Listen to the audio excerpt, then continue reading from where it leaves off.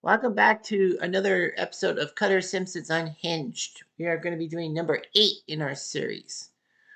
Sorry, number 7. I already got my topic for number 8. So, how did we get here? Well, we talked about Lisa Goes Gaga. In fact, it was just a 30-minute commercial for Lady Gaga, and basically, it didn't help Lisa out.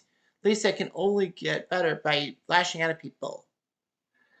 We looked at season 19's that 90s show that saw the Simpsons try to fix the continuing error of Bart's birth and all that, and Bart's conception, and the fact that Homer and Marge had a troubling relationship. Homer was working for his father's laser tag to support Marge at college, but Marge falls in love with Professor August, who basically destroys her, and Homer turns into a grunge artist.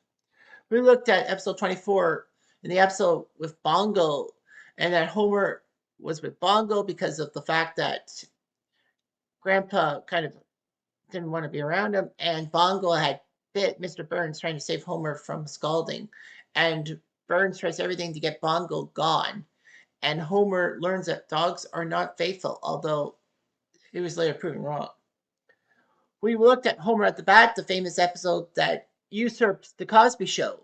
And it wasn't a rerun of The Cosby Show either. It was a genuine first run episode. When The Simpsons did their Thursday 8 o'clock shtick on Fox, they actually used the heavy hitters to upset The Cosby Show and all that. So, yeah, it's a great show. One of the greatest, if not the greatest, sports episodes in Simpsons history. We looked at season 21's Olympic episode because, during the Olympics and all that, and I had a free day because I was off work because of the holiday. And we looked at Homer and Marge going to Vancouver with the curling, Lisa's pin addiction, and the fact that Marge hides being a lefty because she wanted to be normal. And then last week we took a look at that episode, season 11, when Maude falls to her death, and how it turned Ned into this overprotective parent and just basically terrible representation of Flanderization, and how Homer, in his guilt-ridden ways, was trying to fix the situation, and how it was basically epitomizing the jerk-ass Homer thing. Well, but speaking of jerk-ass Homer, this leads into this week's episode. And this week, we look at a season 15 episode.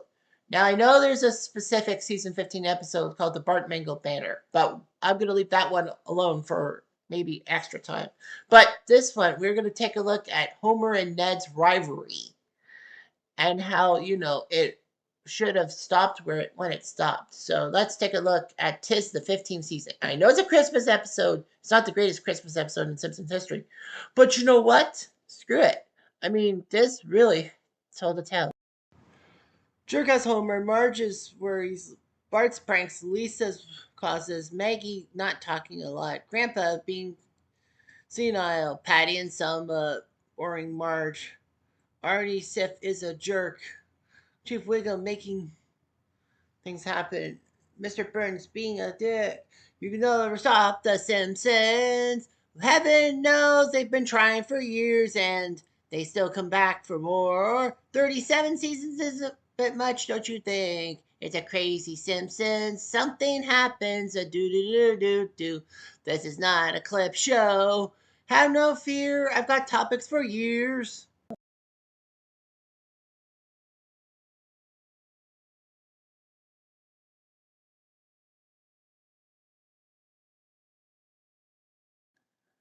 So, how did we get to this picture? The screenshot of Homer holding a present with a terrible tree and him crying and being all alone. Well, it's simple. Tis the 15th season starts as Krusty sets up a holiday special with a Kent Brockman cutout because Kent Brockman's in rehab. And practically what he does is he promises to give money to sick people in exchange for them buying Christie stuff, and then basically said for legal reasons it's a hooker and with a cold. Damn it, Krusty! Why do you have to be so evil? Anyhow, so that happens, and then the spirit of Christmas happens during Secret Santa time at the power plant. Lenny, Carl gives Homer a DVD and the box set of season 1 of Magnum PI. Unfortunately, Homer forgets about the Secret Santa trip for Lenny, so he decides to buy him $1 breath mints from the vending machine. He gets called out for selfish behavior, and Homer says, "I could be way worse. I could be like Mr. Burns," and describes Burns and his vulture-like features, and followed by that kiss-ass Smithers. And Burns overhears it, but then says, "Yes, that's Kathy from accounting, all right." He gives gift certificates to everybody in lieu of a Christmas bonus. Not the first time Burns skips out on a Christmas bonus. Season 1, first episode, everyone. But anyhow, he even gives Homer a baseball card of Joe DiMaggio. Well, thank you for your senility. You don't know how much the DiMaggio card is worth. Homer instantly gives it to the comic book guy, who gives him every cent he's got and ruins it with nacho cheese on his fingers. What an idiot. Anyhow, Homer promises to buy good Christmas presents for the family. So they go to the upper crust part of Springfield to shop. Anyway, Bart's actually enjoying blowing up state capitals, but then he is angry because it's trying to teach him. So he breaks the system, saying, "They'll teach you to teach me." I mean, educational games would work. I mean, Bart could learn these things, use it, and then basically maybe some kind of cycle. Geez, Bart, you want to be a terrible student? No wonder people hate you. Nevertheless, everyone enjoys their time. Homer then searches for the perfect present. Well, and then they're going to get a nice, expensive tree. But then he sees his astrolabe, and it says that today's Marco Cho's birthday. That's a birthday I forgot. Keep forgetting. Really? Really? Could it be that you keep forgetting your wife and your kids' birthday too, Homer? Jeez, Holmes. Anyhow, so he gets the astrolabe, but unfortunately, it costs him almost all the money. So he goes to a secondhand tree thing and gets a scrawny Christmas tree. And the Simpsons are, of course, appalled by it. But then they hear something talk, and Homer tries to pass it off as Maggie talking. Maggie wouldn't be that intelligent, or would she? But they find out the astrolabe, and Homer puts on the present, "To me, from me." That is selfishness. Everyone knows about that. So Homer is forced to spend Christmas all by himself with the astrolabe, kicked to the couch. Homer expects Marge to berate him, but Marge says, "No, no, that's not what I'm going to do. I'm going to just dish it out little by little until you're not happy." But Homer's not happy now. Regardless, Homer then sleeps on the couch and in front of the California Prunes Christmas special, a takeoff of the California Raisins. And then you have yourself one with Jimmy Stewart doing a Christmas themed thing. But then it's Mr. Magoo's Christmas Carol with the spoof of Mr. Magoo. Mr. Magoo's Christmas Carol is a pretty good show and all that.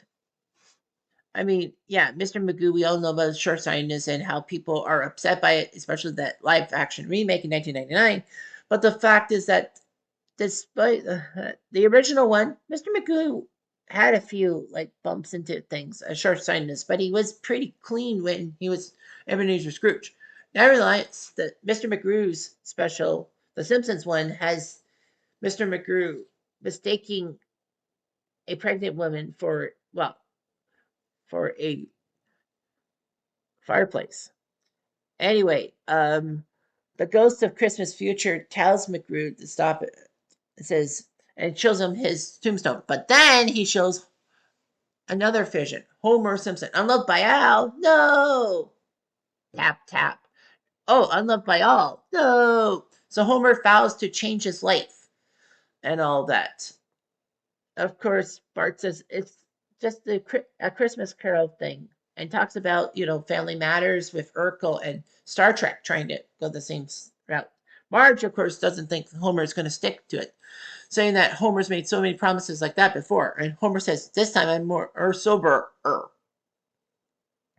So Homer decides to give up his old clothes and a few other things to people living under the bridge, despite the fact that Homer and Ned and the boy, are trying to do the same thing.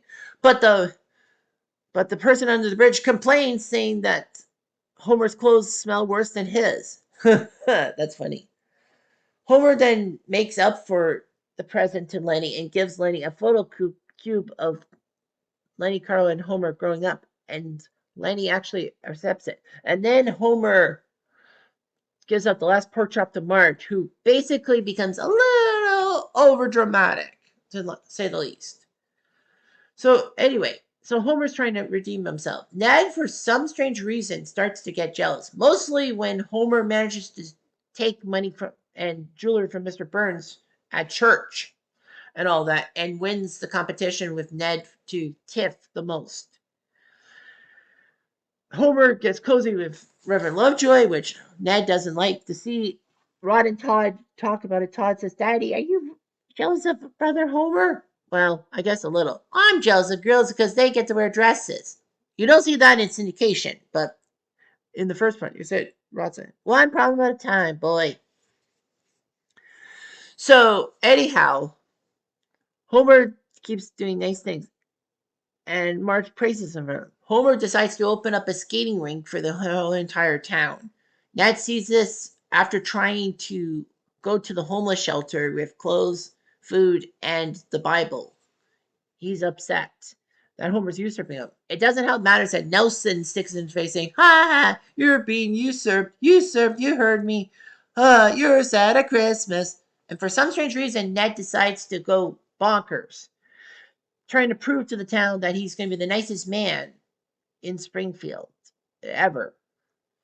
And then he looks at the picture of Jesus. I said man, not man, God. So he decides to buy everyone in town a Christmas present.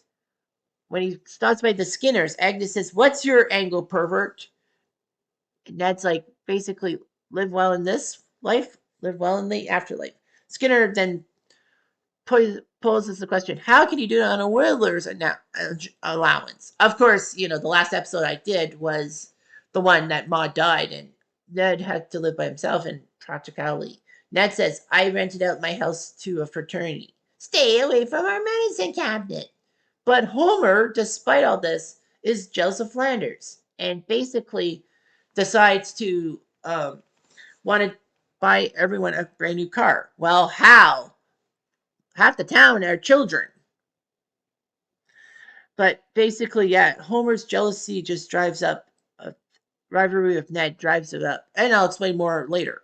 But the fact is that Lisa then says, you shouldn't be jealous of Flanders. And basically, she takes a relaxed attitude because a couple years earlier, there was that Christmas episode in season 13 saw her become a Buddhist because she was angry that the town sold out the church for Mr. Burns. So she said, as a Buddhist, I don't really believe in presents and all that. So Lisa gets Homer some paws, and Buddha comes in and says that presents are materialistic goods and all that. And Homer decides to steal all of Flanders' presents. Well, that's why we see this screen grab, and this will, of course, be the screen grab to finish off. But the fact of the matter is that Homer decides to do it like the Grinch and steal all the presents and sings a Homer-styled Grinch song. Of course, we all know the one big issue here is how the heck does Homer know the presents that Ned gave those people, and with the fact that they could have easily opened them up right away. I mean, Marge and Bart put up opened their presents early from Ned. Of course, Homer decides to comically chloroform one of Apu's octuplets and a teddy bear for good measure. The town is upset that they've lost all their stuff and all that. Snake is upset, saying, I've been robbed. I better go see my therapist. I rob him. And then Nelson and his mom are robbed. And Nelson thinks that Papa came back for him. Poor Nelson, so naive. So Homer decides to gasoline everything. Well, of course, he grabs all the presents because he doesn't know which one's Ned. So might as well make insurance. Now that is pathetic. The town rushes towards him, wants to destroy him. However, Flanders decides to step in front of Homer and basically said, I'm sorry too. This is my fault. I may have pushed Homer too far. They both get pelted with snowballs. Even Bart and Lisa pelt people with snowballs. Lisa, it's your damn idea. But then, thankfully, a star is above the sky, and everyone oohs and ahs at it. It's nothing but a Hans Moleman flare.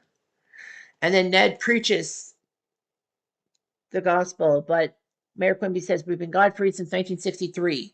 I think it was in reference to JFK. But anyway, Homer then decides to put it into context, and then everyone's happy, and all the presents go to everybody back. Maude tries to do his annual suicide attempt. The police are just basically sitting by, knowing that, I don't care, just do it. Maude goes to do it, but then he has a change of heart, but then he slips on the roof of the city hall and crashes. He doesn't die, he just gets hurt. And then everyone says, Merry Christmas. So that was that episode. Anyway, so anyway.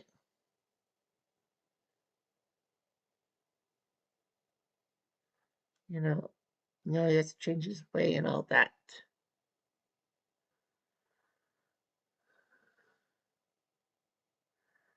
Anyway. Yeah, good. So yeah. It was just like shocking and all that. A lot of people actually said that Flanders was acting out of character.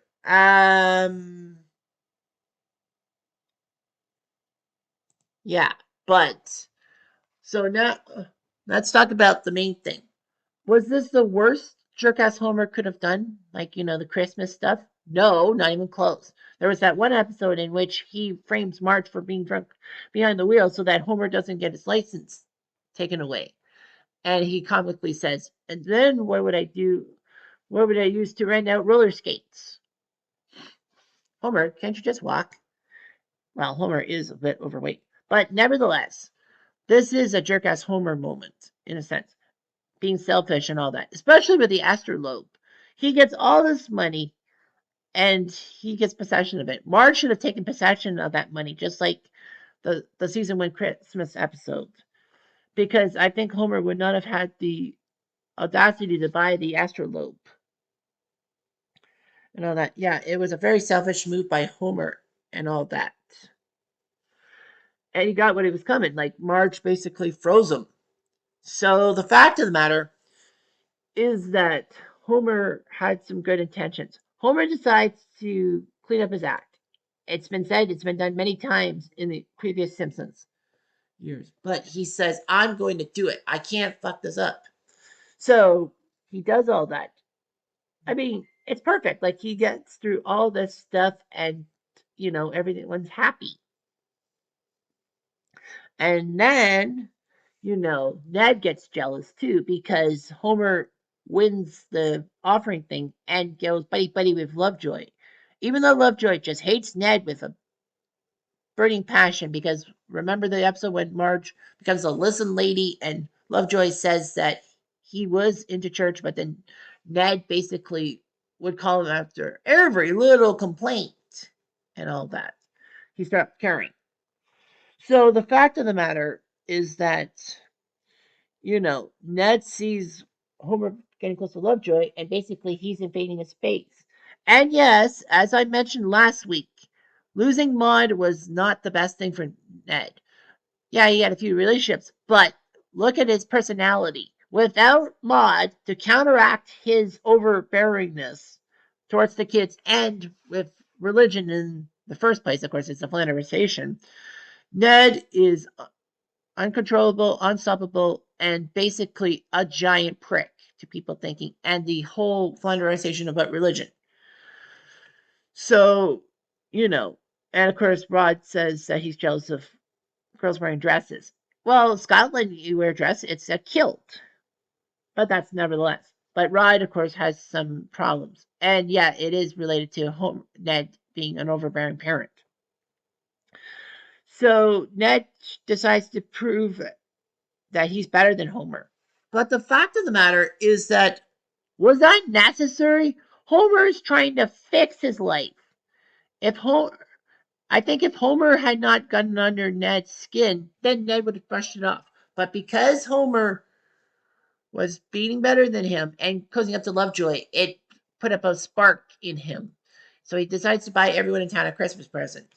Okay, fine. Well, obviously he didn't really have the money. And then Flanders, gets under Homer's skin, and Homer wants to one up Flanders. It's not uncommon. Homer and Flanders have a massive rivalry. Homer is jealous of Flanders and his life. Well, Homer could easily fix his life and all that. But no, he chooses the path less taken, or the road less taken, if you will. So, how are you going to buy people a car and all that? And Lisa says the material goods. So Homer decides to take everyone's presents. I kind of goofed saying that he was only after Flanders' presents, but he could have been doing that. So basically, Homer and Ned's rivalry is major and all that. I don't know why Ned would be jealous of Homer in the first place. I guess because he was close to Lovejoy, who Ned tries to cozy up to and all that. Kind of like Smithers cozying up to Burns. But the fact is, the matter is that Homer has done some bad things. Homer's trying to redeem himself. And, he's back to the same jerk ass Homer stuff the next episode, I guess. So, yeah, the rivalries just make people look dumb and all that. And, Homer and Ned had a rivalry of sorts. It just brought out the worst in that rivalry. So, anyway, that's all for this episode. Next week, we go to that episode. Season 9, The Trash of the Titans. I wish, because that would be a good topic video. But no, I'm going to bypass that. Yes, it's that episode, the second episode of season 9. You know what I'm talking about. Next week, we're going to jump the shark. Stay tuned. I'm Jeff Diamond. Adieu.